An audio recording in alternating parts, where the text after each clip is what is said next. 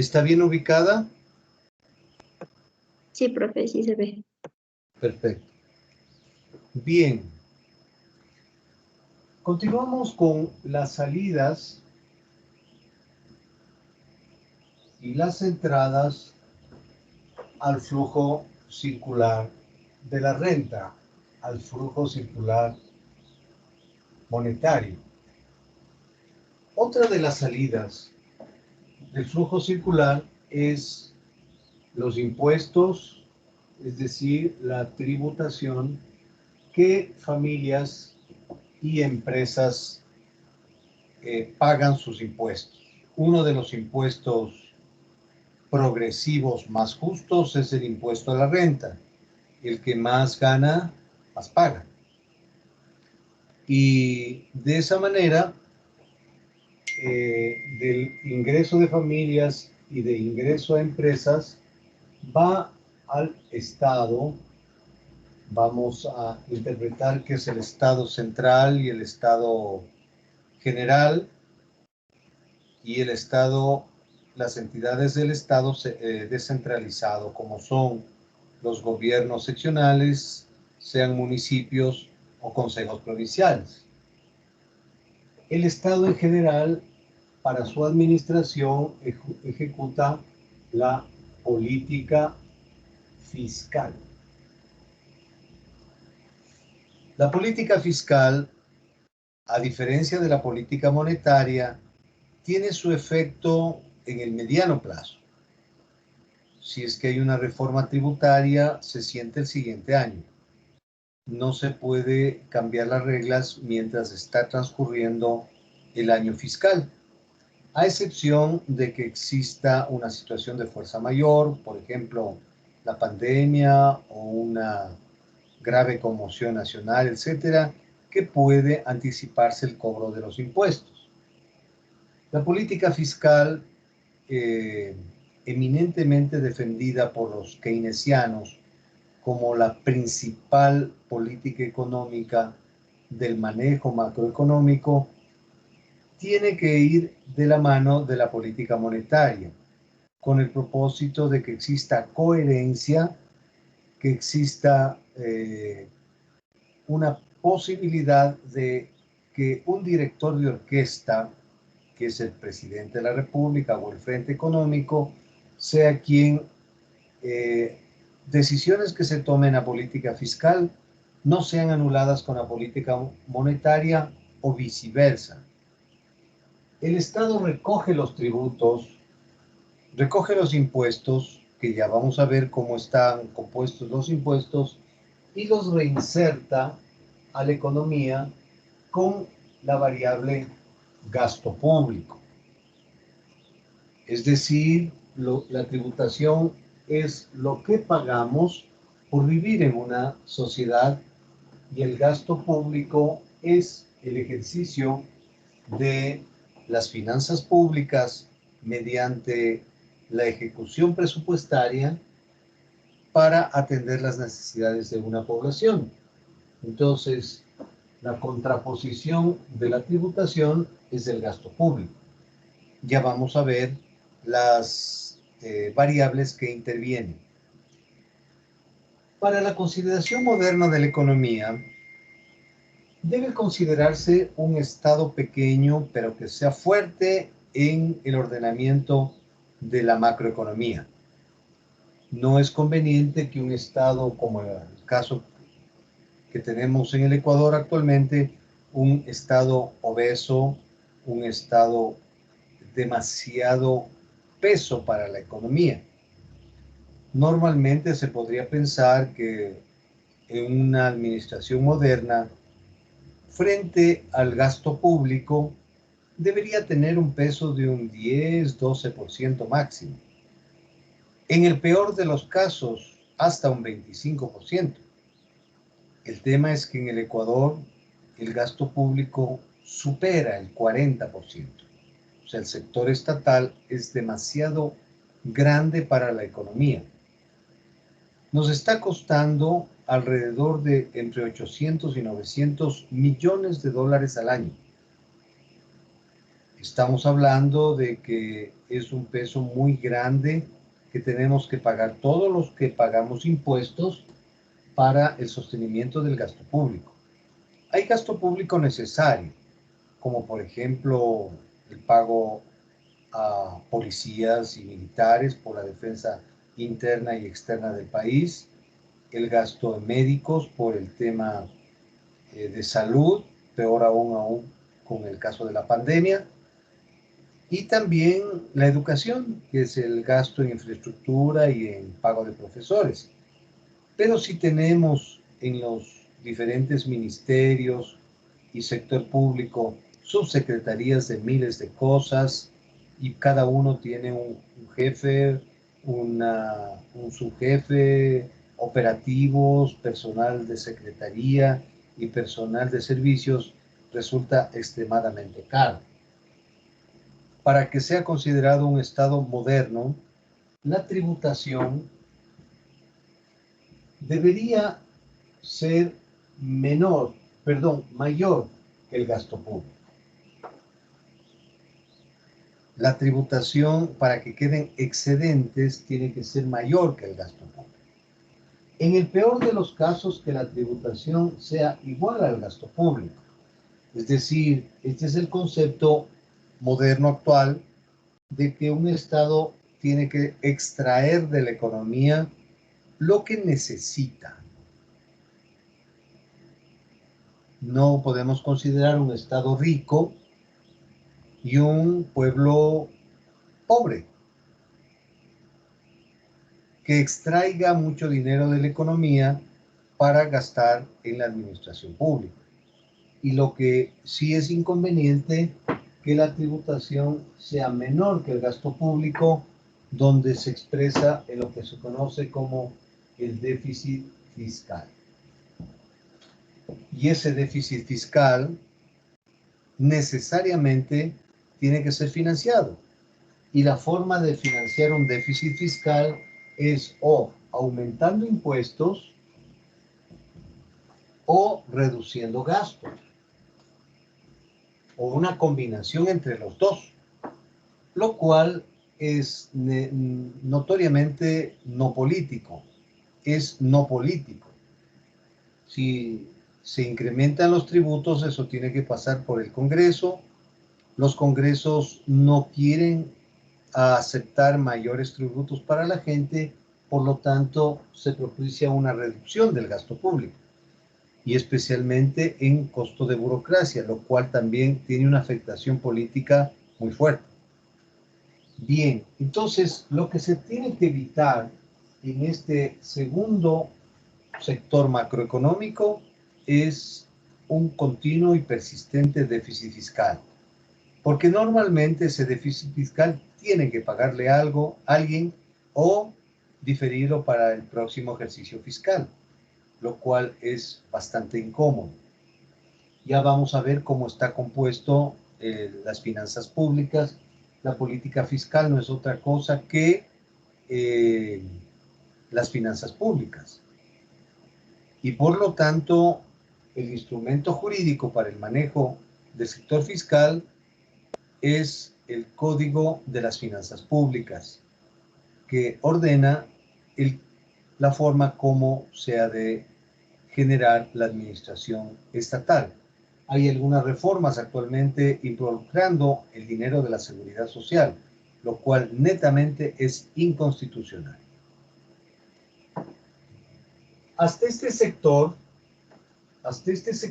los economistas le llaman economía cerrada, porque como vemos está la demanda, las familias, están las empresas que producen, las empresas reciben de las familias los factores de la producción, por lo cual pagan, y con ese dinero las familias compran los bienes y servicios que producen las empresas y constituye el ingreso de las empresas, y por lo tanto el gasto de las familias en el sector consumo, en el sector demanda.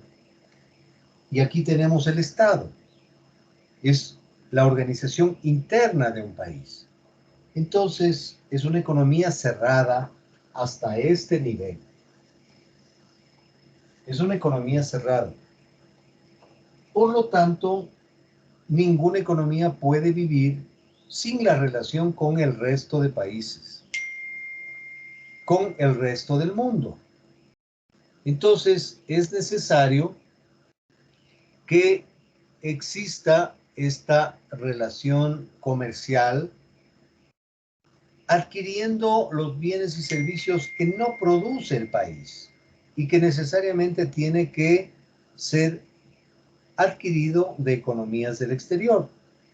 Entonces, una de las principales salidas de divisas del flujo circular monetario son las importaciones que utilizan divisas de la economía y que son enviadas al resto del mundo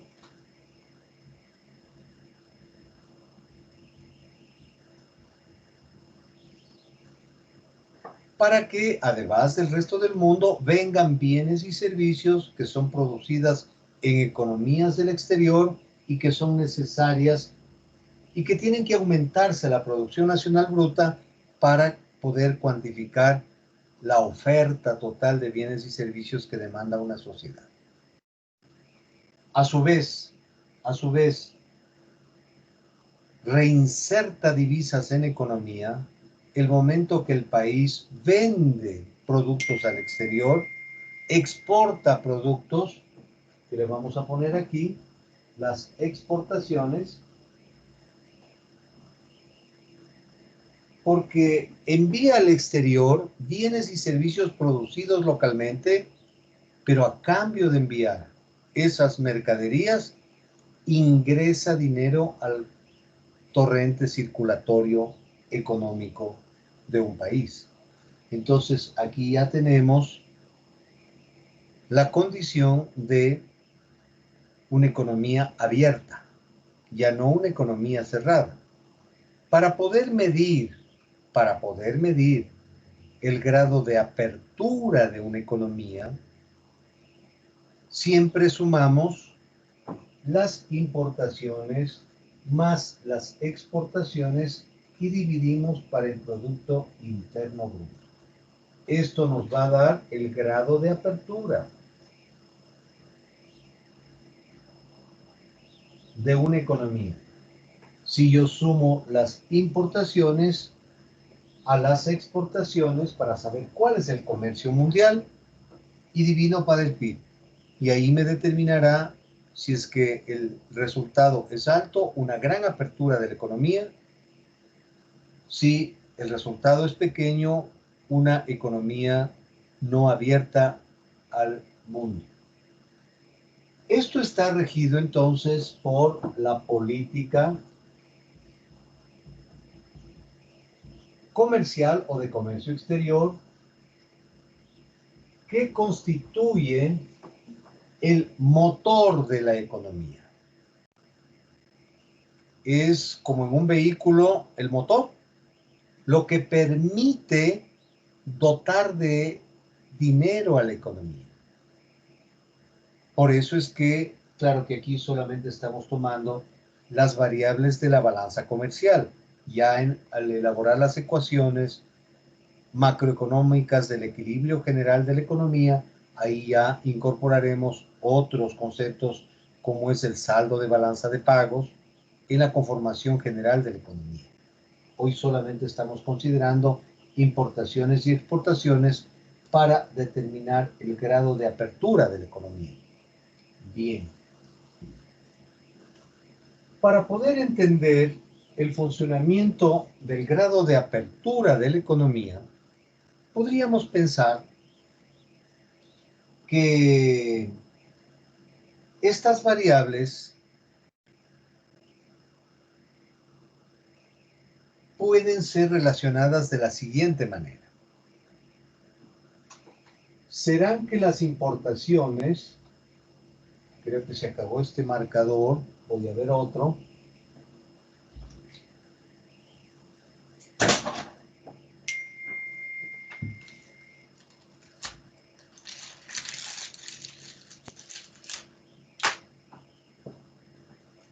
¿Las importaciones serán función de las exportaciones o las exportaciones serán función de las importaciones? A ver, vamos a consultar a Ana Belén Echeverría. Por favor, active su cámara.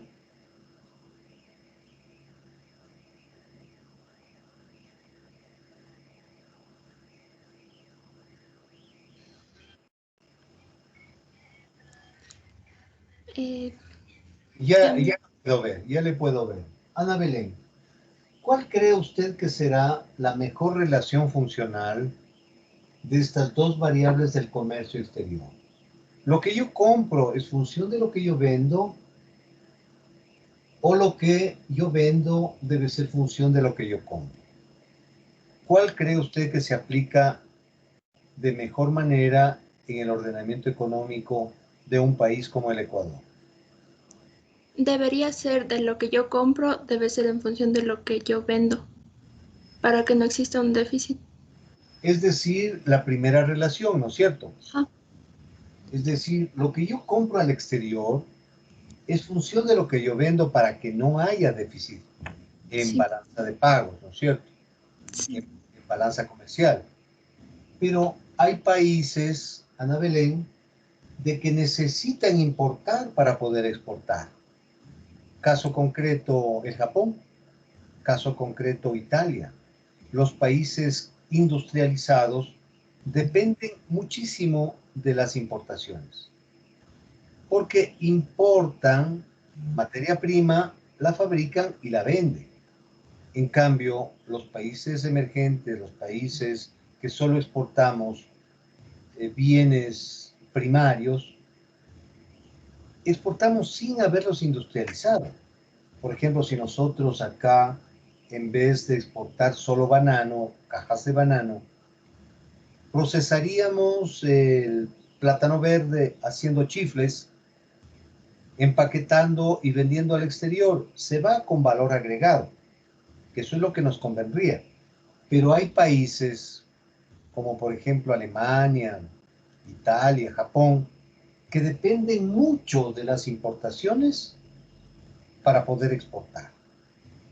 Entonces, la relación del comercio exterior estará en función de qué tipo de país estamos analizando. Ujú. ¿Sí? ¿Estamos de acuerdo? Sí, profe. Bien. Para seguir con el mismo análisis de la política fiscal, ya no de la política de comercio exterior, sino de la política fiscal, habíamos dicho que en la política fiscal, en el lado de las salidas, tenemos la tributación y en el lado de las entradas tenemos el gasto público. La tributación será función del gasto público o el gasto público debería ser función de la tributación. Por favor, Dayana Puglia, por favor.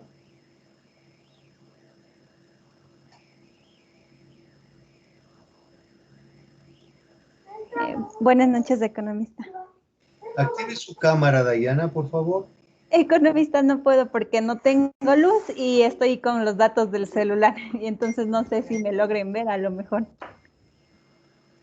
Tiene usted que solucionar el tema porque Sí. tiene que ver No, sí estamos con luz. El problema es que ahorita se acabó de ir, no sé si fue por aquí, entonces activé la compu con mis datos del celular, entonces no tengo luz. Pero sí estoy escuchando la clase igual. A ver, entonces dígame usted si la tributación será función del gasto público o el gasto público función de la tributación. Yo pienso que el gasto público está en función de la tributación. ¿Por qué? Mm, a ver.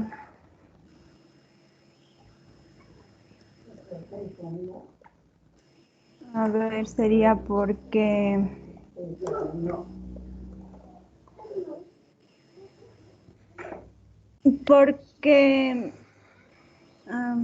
a ver cómo sería la relación. Porque es más o menos el gasto público sería el desembolso de lo que hacen en el sector público, entonces por ende la tributación estaría, por eso la tributación estaría en función del gasto público.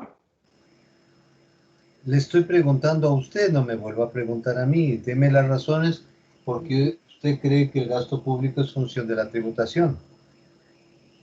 Ya por lo que la cuantía monetaria es el total porque el gasto público es el total de dinero que desembolsa el sector público, sería que está en función de la tributación. Pero ¿por qué razón para usted esa es la mejor relación económica, la relación económica más lógica?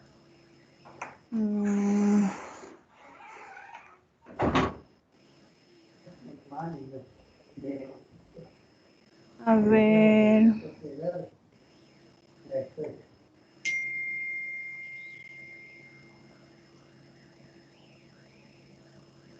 Porque para gastar depende de los ingresos. Correcto. Es igual que el sueldo de una familia. Una familia debe gastar hasta donde tiene sus ingresos, porque no por seguir gastando más tenga que endeudarse. Entonces, lo que gaste un país tiene que estar en función de los tributos que recibe.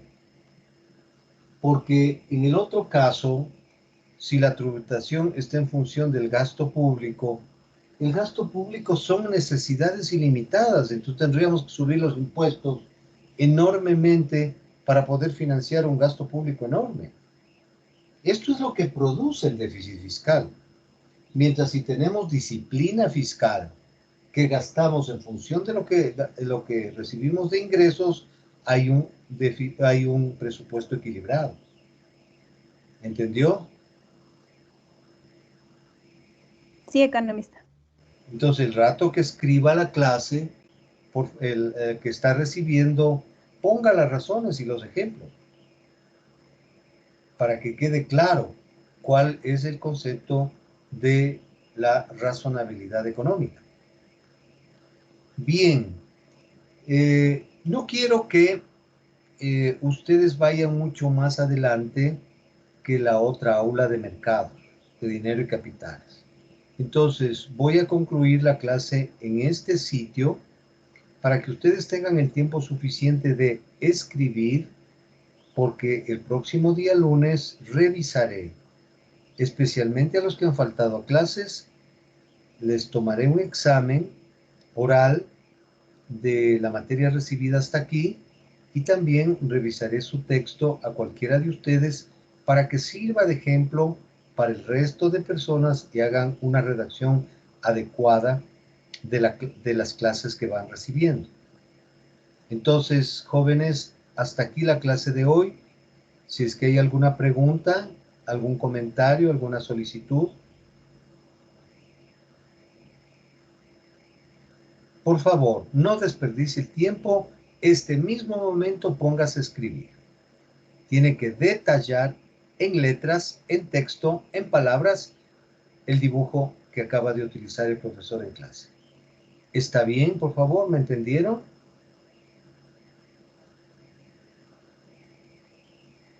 Doris, Sí. Elizabeth. Sí, profesor, se entendió. Perfecto, que pasen bien. Hasta lunes, profe. Gracias. Hasta luego, profe.